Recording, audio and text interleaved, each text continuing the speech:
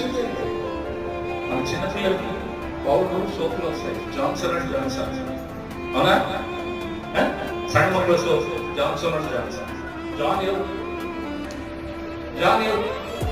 యోహానే.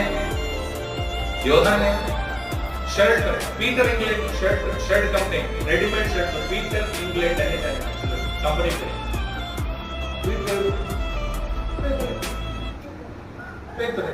Philips అని ఒక company ఉంది, టీవీ, రేడియో, ఫ్రిడ్జ్.